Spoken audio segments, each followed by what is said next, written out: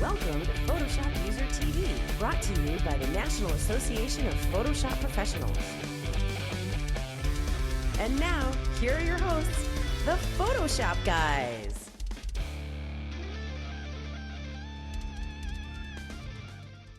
Hello everyone, welcome back to PhotoshopUser TV. I am Corey Barker, and I'm joined today by the Photoshop girl herself. She made it. It's Jessica Maldonado. How are you? Good. I beat the rain over. So. You did. Actually, yeah, it's been rainy like crazy. Yeah, we're here in Tampa, so in summertime it's just raining every day. Yeah. So. And of course, we are joined over in the weather station by Mr. Pete Collins. Hello. Hey guys, how's it going? Good to be here. I'm waiting for the camera. Come on, man. Oh, I just got the jib shot, so I'm way over. Oh. Hey guys, how's it going? Well, there I am. Hey. You know, way to use those buttons over there. It's because you're so lively with your hands. You know, they need to have all the space. So we are brought to you by the National Association of Photoshop Professionals, who bring you Photoshop User Magazine. This highly colorful issue. It's a really cool color. It's sweet. You do the covers for the magazine sometimes too, do you? Sometimes, but this is the work of our wonderful creative director, Felix Nelson. Felix Nelson. So I have a question about this. Are they saying that it's for suckers? It all depends on how you look at it. Take it as you will, of course. So this is the current issue. If you're a NAP member, you already have it. If not, you can go to any bookstore and find it shortly. But be sure to check it out. And we're back. So as you see, Scott had to leave. If you're watching us live, you know we were just here a minute ago because I have the same shirt on, and so does Pete. You see that? Actually, Pete, you could have changed. I changed shirts, just to mix it up. He has 27 of those NAP shirts right there because we couldn't sell the rest of them. So, but we have a lot of good things coming up. I think I'm first, so I'm going to talk to myself. Hey Corey, do you have a tutorial for us? Yes, I do. As a matter of fact, You always have something cool. I actually. Let's see it. Come on. All right, I actually got a 3D thing this time. I had to wait. You hold off on 3D so Scott won't mock you. Well, we found out Scott was going to be in a show last week, so I'm like, all right, well, I'll save my 3D tip for the next shows. Scott likes to mess with me in 3D. It's all playful fun, but we all know how he really feels about it. He did a 3D thing last week, though. He came in here. He says, "I'm gonna do a 3D thing, Corey," and then he's like, What? "I'm like, really?" And he's like, "But it's not going to be using 3D." I'm like, "Thank you."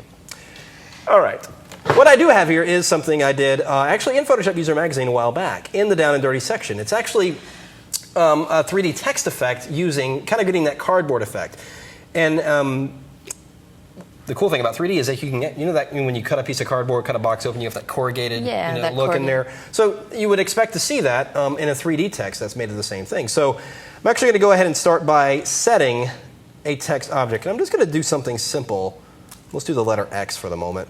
I don't want to do a whole word for the moment because I want to show you how you can actually adjust this later. So I'm just going to do this letter X, and I've got it on its own layer there.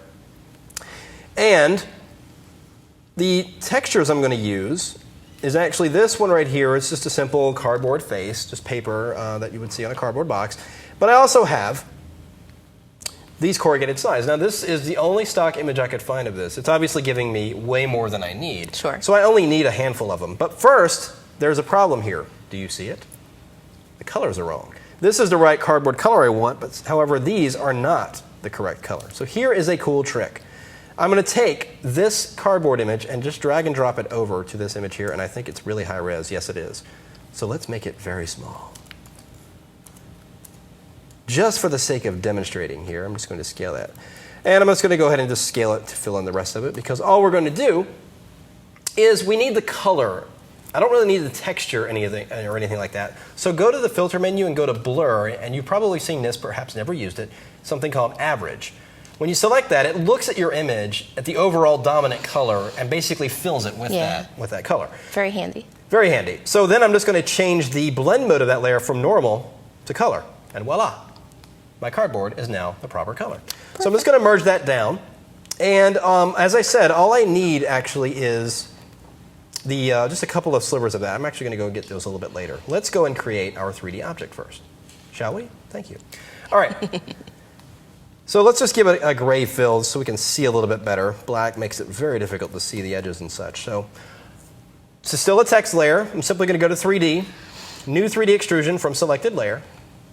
and it extrudes the text, and it's sitting on the surface there as you see that. Now, obviously, that's way too thick. Have you ever seen a box that thick? I haven't. So let's take that extrusion depth. It's an Xbox. It is an Xbox. Wow. I did not make that connection. Good one, Pete.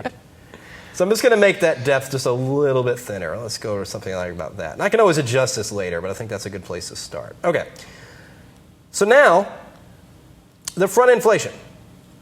So I'm just going to select the X front inflation material here. And then in the properties panel, I'm just going to go to the diffuse property and choose new texture. Before I do that, let's go ahead and copy. I could load the file in here as well. You can actually just do a copy. In this case, I'm just going to do a Command-A, select all, and then copy to the clipboard. Go to diffuse, new texture. It's going to remember those dimensions in the clipboard, so go ahead and click OK. And then edit texture, paste it, close and save, and now it's on the front face of my object. Nice. Now, I'm going to go back to that one that had my side elements here. There it is.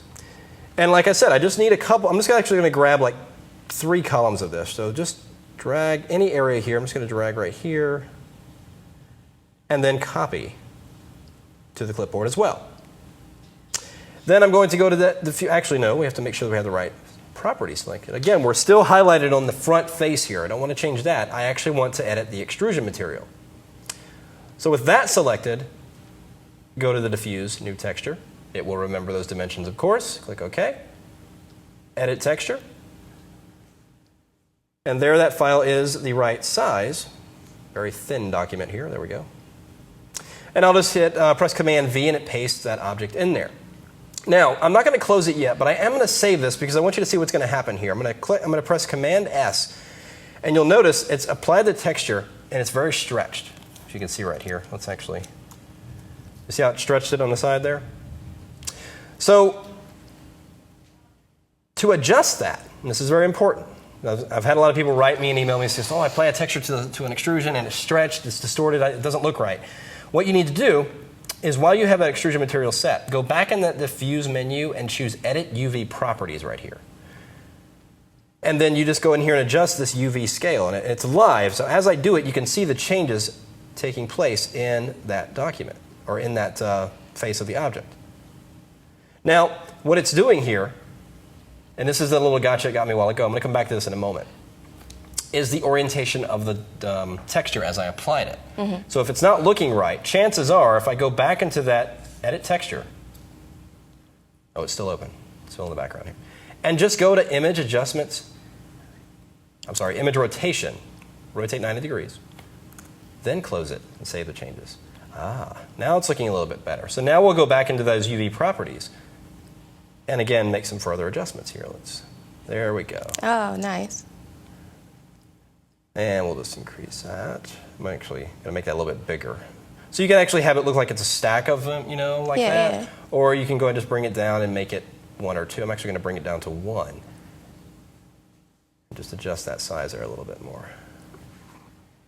Oop. Is anybody else singing lowercase n from Sesame Street right now and replacing it with X? Or is it just me? But now as I move this around, you can see now it looks like you'd expect cardboard to look. It's got that corrugated side. It's got the front face looking right. Now, the cool thing is, especially now with CS6 and with the upcoming CC, is that once you have done all this and applied your materials and done all these to your text, I can go ahead and bring this back to the front-facing view.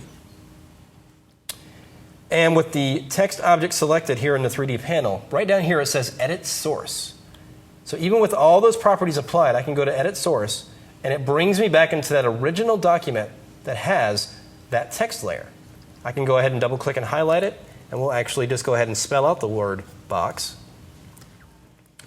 And this is very handy because you can actually just do one letter and then sort out your materials and textures and everything on there, and then go back without having to redo it all and just close and save. And now it's updated. Nice. And it's got all the properties in place. And there you have your text cut out of cardboard. That's so cool. Isn't that pretty cool? I love it. So I would be like drawing things with Path Tool and faking it, but just it's so much quicker. You're right. Again, yeah, and it really works too. And then again, like I said earlier, with that extrusion depth, if I get to this point and I think it's still a little thick, just go back in there and just bring that depth down a little bit. Do you have to bring the text back front facing before you can alter it? No, actually, I tend to see. I actually moved it on top of that ground plane, but I always bring it back to that front position just so I know it's in the original default position. And once I've got everything applied and in place, then I'll just go ahead and position it however it's going to look in the final design. But if you have a really cool angle and you don't want to lose that, you can actually, yes, you can save your. So yeah, if I've got it at this angle, for instance, and I know I want to save that, but I'm still going to move the object around to edit it. With the current view selected here, if you go into the properties panel, you can go into this little view menu. And it's got the different angles, but the default angles, top, bottom, and then the default one. You can also hit save and save that custom view. So anytime you want to go back to that custom view, just go ahead and give it a name. And I actually do that a lot too. I'll go ahead and save it. And that's my home view. And that's the final position it's going to be in. So I can do all the edits and then finally hit that. Brings it right back to that position. Awesome. So. All right, I got one more question for you. If you take that, say the box or whatever, you can put a mask on, a layer mask on it, and then like knock out some of the edges or whatever. How would that work so that you can kind of rough up the edges? Oh, absolutely. The never-ending tip. Actually, no. I'll show you on the front face here, just real quick, because it's in the light here. And so you're talking about if it had that real kind of as if like the top of the X got dinged or something when it's being, because. It's great that it's all pristine and stuff, but then you might want to put it in something where it's got some wear and tear to it or whatever. Well, I just didn't know how much you could push that. That's taking it to a whole new level. I don't perhaps be for another show. Okay. Or maybe I can do it later in the show, but I will show you this one thing real quick. With regard to textures, on that front face, if I go into that texture, the one we applied originally, and copy that, it may still be in the clipboard, but I don't know. And then go into, we're still in that front inflation, but down here where it says bump, see the bump setting here? I'm going to actually apply that as a new texture. Right. And do edit texture and then paste that. Now, if I close this and save, now because of the lighting, I'll increase it. I'll exaggerate it here just so you can see. But you can see that texture is really kind of being punched out now. It's getting a little bit more almost like a like you can actually touch it and feel that it's rough like that. And that just gives you a little bit more texturing. So it's an extra step you can take by using the existing textures to create a bump map to make it a little bit more realistic in the lighting setting that it's in. So, see, part of our job now is just to find things that really go beyond what Corey can do, and we haven't hit it yet. So I keep trying to throw out new things to see if he can tackle it. And he goes, oh, you just do this, you do that. Why don't we do this? Why don't we take a quick break, and then we can all think of something else to do later. But I've got questions. Oh, okay. No, go ahead. Go with the questions during the break. We'll be right back, and we'll have a special one from Jessica, as well as from Pete. Stay with us.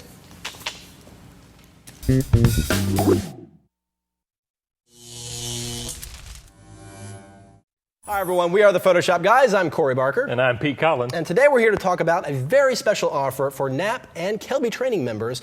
Wacom Industries is offering their Intuos 5 medium tablet for $50 off. This is exclusive for Knapp and Kelby training members, and this offer is good till June 23rd.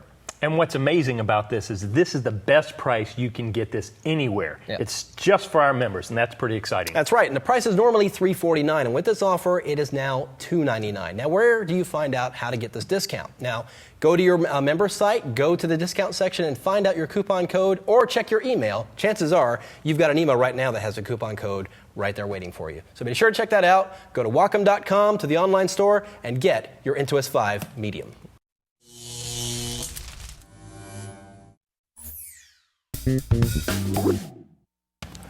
You see, they're just hovering. All right, we're on. Oh. Okay, now, I actually have something cool I'll show you with regard to this. I was going to close the document and be done, but I won't. Actually, something else cool I'm going to show you a bit later. But first, we're going to, actually, no, I have to talk about the thing we just saw. If you just saw the commercial with Pete and I on this very set, we did Wacom's running a special now. I don't know, this show was airing either before or after it was over.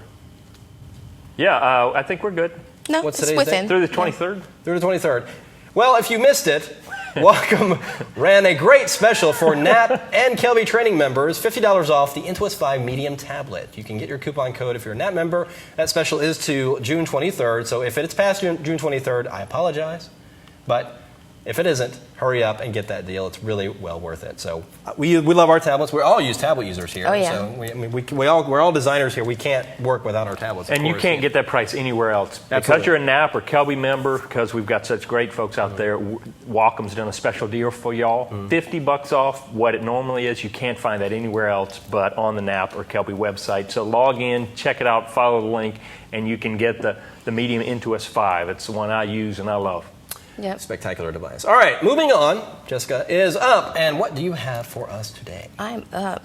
Let's see where we are. It is June 11th. So yesterday, Apple had a big announcement, and they're changing their whole iOS and everything. Absolutely, yes. I'm they're very excited. flattening out everything, but I actually like the shiny buttons. I like things that look like they're really going to move back and forth when you touch them. So before everything goes flat... That's so 90s. Oh, come on. Before everything goes flat, I'm going to show you how to make it a sliding interface. Yeah, you better hurry, yeah. All right, yeah, I know. Any day now. So I'm going to start by getting my rounded rectangle tool. And I'm going to leave this on path because that's how I like to work, but you could also make it a shape layer or pixels. I like to have my path in case I'd like to go back to it. I'm going to drag out using my guides, and I have it set at a high radius number so that it's round on the edges, almost circular on both edges, and drag it down. I'm going to go down to my paths palette, double click it so it saves as a path and is not going to disappear as your work path. If you... I'm sorry, I think that's a great tip a lot of people get frustrated with, that you draw a path out and then you do something else and it disappears. Oh yeah, if you click off of that, you're going to lose your path. Or if you start to make another path, if you haven't double-clicked it or chosen Save Path or Make Work Path from the flyout menu, then that's going to disappear. Right. So... Paths are weird that way. Let's do that again. If I Command-click or Control-click on the icon area here for the path, I've got a selection here now. I'm going to make a new layer style and fill that with white. And of course, this is fun with layer styles once again, so we're going to double click on that and bring up our layer style dialog. We're going to go down the row and do a few of these. First, a bevel and emboss. I'm going to pull this up to about 180. We're actually going to change the style to outer bevel. And I'm going to increase the size and soften it a little bit. And I'm going to go down to gloss contour and change it to this rounded one. I'm sure they all have names. I don't know the names. I'm going to bring the screen highlight all the way up to 100 and bring the multiply shadow down a little bit. And it's already starting to look a little bit like a indentation where a button would be, but we're going to keep going down to stroke. We're going to put an inside stroke of about 3 pixels and change that to a light gray. And inner shadow, I'm going to turn off use global light so that I could drag this out and position it how I would like it. And that's a key tip there, too. Increase the Is a size. lot of these styles you can actually move around interactively this way. Oh, As long yeah, as you've got just the layer by style panel open, you can move pulling it to the it on the side screen and with manually go your- in there and readjust them. Yeah, Yep. exactly. That's pretty sweet. And drop down that opacity a little bit. And before we click OK, I'm going to go down and add a gradient overlay. And this is going to be our on button. So I'm going to start with a green gradient. And I have a light green in the middle because I want it to look... I don't have that gradient. All right, let's make a new one. I don't have that in my set. Okay, I'll start with, Well, I think that's a great foreground thing, to background. too. I love to see how people do it, but also a lot of people may not realize how easy it is to make a gradient, and so That's they true. just Oh, for choose sure. the original ones. All right, I was just trying not to make the episode like 45 minutes long. So. I do. Real fast. Too late. We've already killed it. You go. All right, I want to start in the center because that's going to be our highlight point. And I'm going to choose a nice bright green as if it was lit up from the center. And what did you click to bring that up? You just I clicked at clicked on center? I double clicked Right on the actually swatch on on the the handle there. swatch. Or you could go down here and click this color swatch.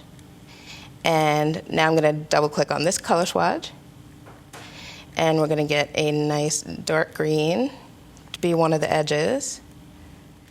And Now, instead of clicking here and getting a random green, I'm actually going to drag this swatch over a little bit and click here again and get another swatch with the same color.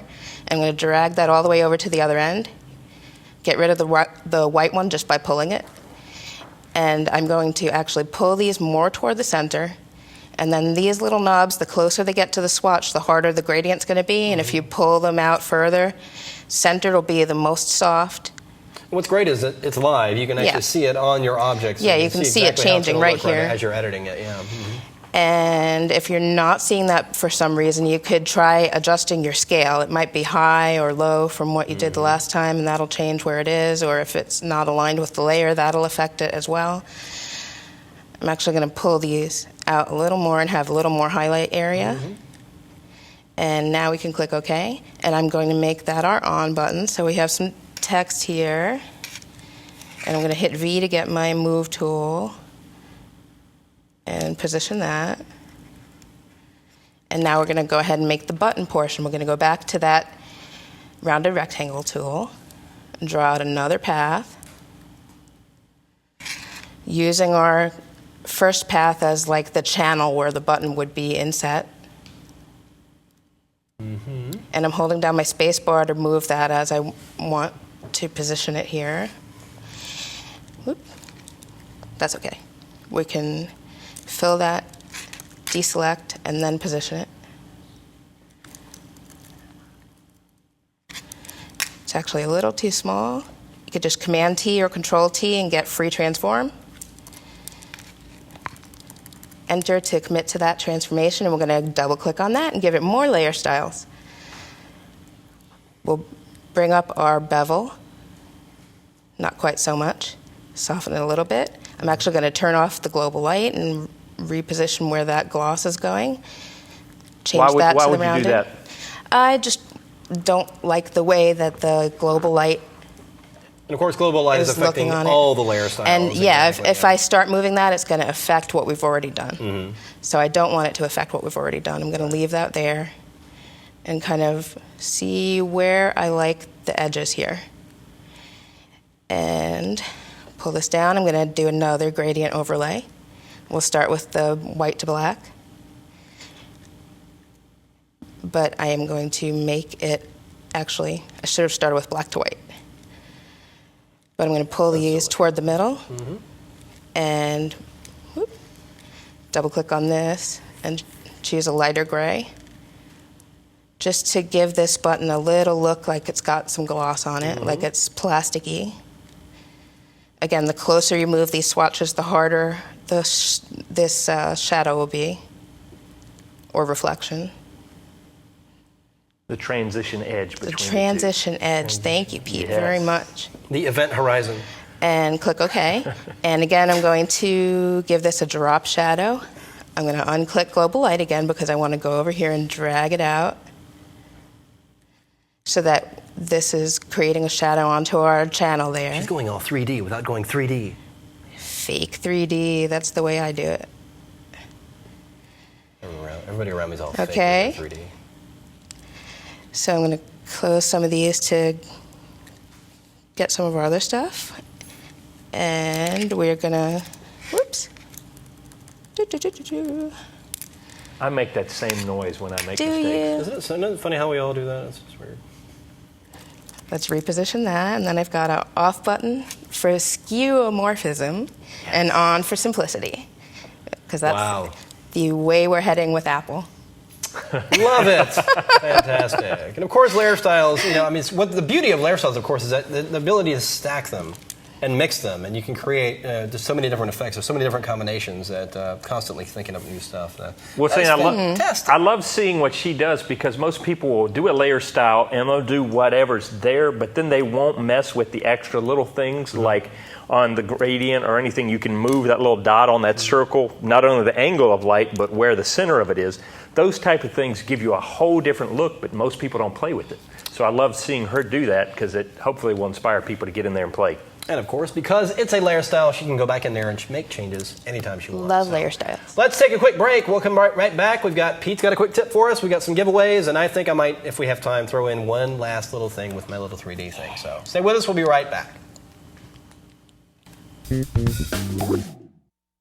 Get the world's best photography, lighting, and Photoshop training at Photoshop World. Here's the top 10 reasons you should attend. It's 3 non-stop days of real-world training where you can get personal attention and unlimited access to the world's top instructors in Photoshop and photography. When you attend, you'll have chances to experience hands-on live shoots and workshops, outrageous after-hours parties and events, and hundreds of classes for all skill levels, along with dozens of opportunities to network with other attendees.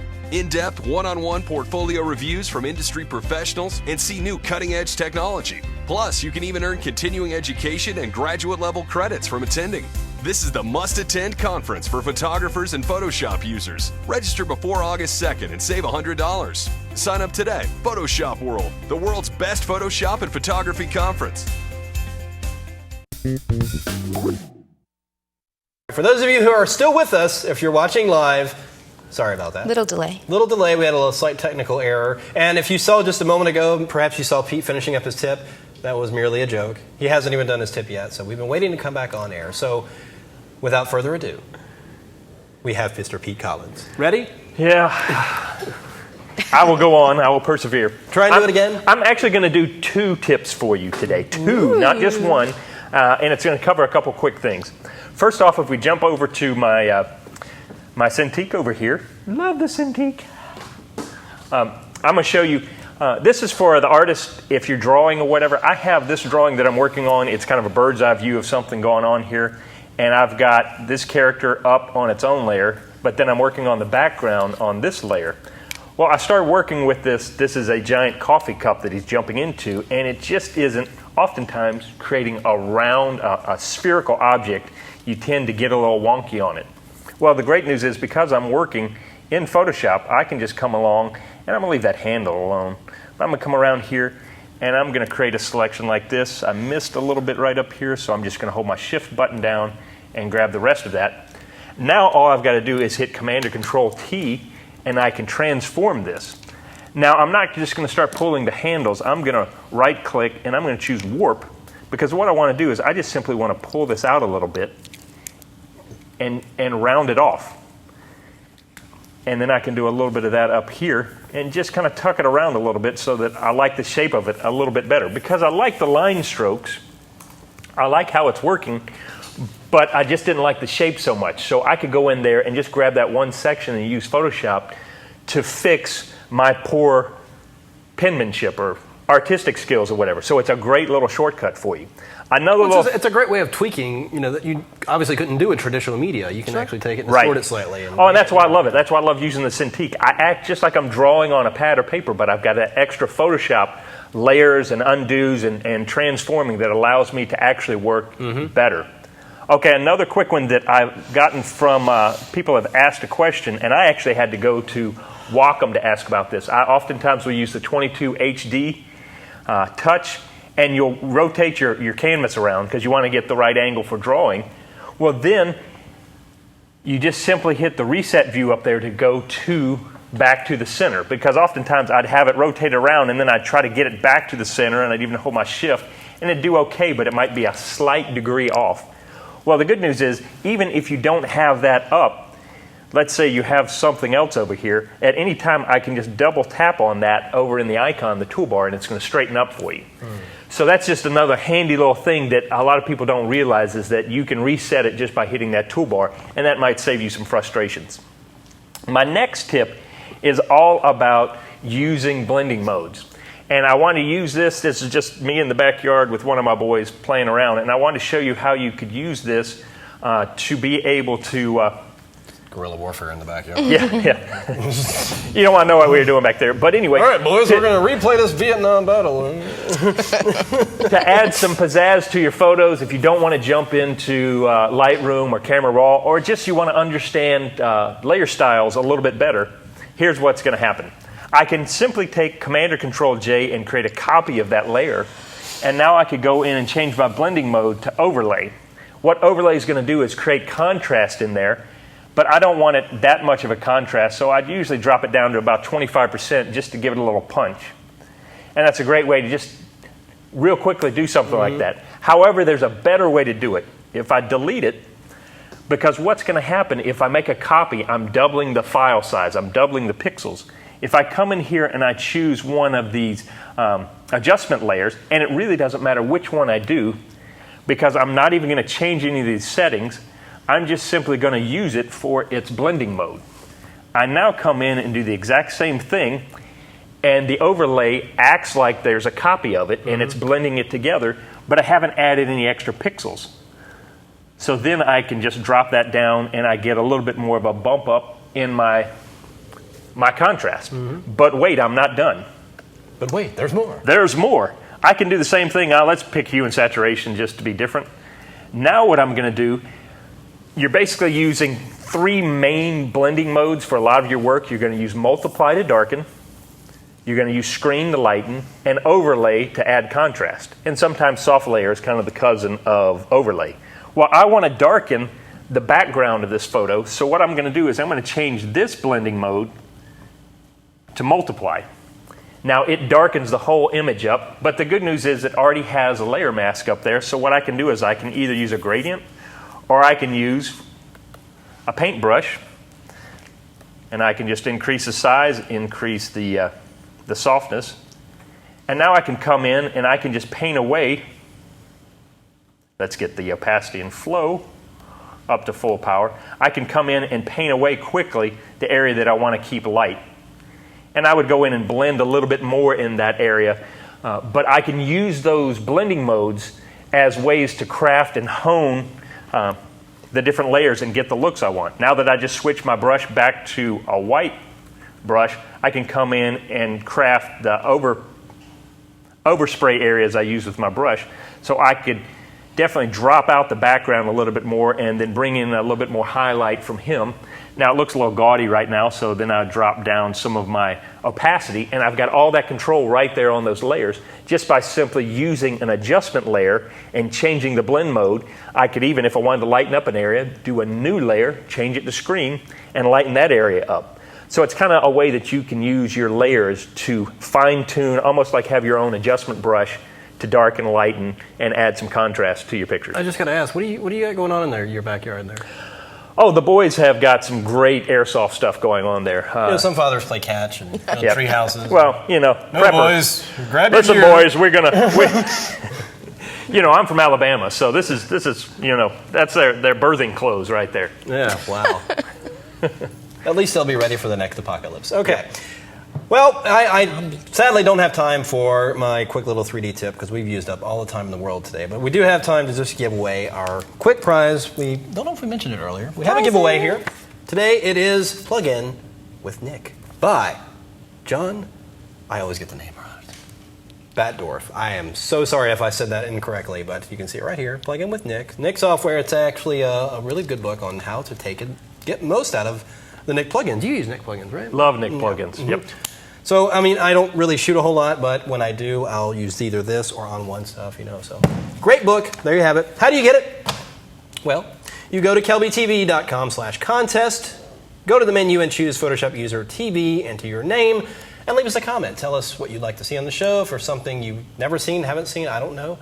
By all means, check it out, and that will enter your name for the drawing to win that fabulous book. So, we better get out of here because they're just going to kick us out if we don't.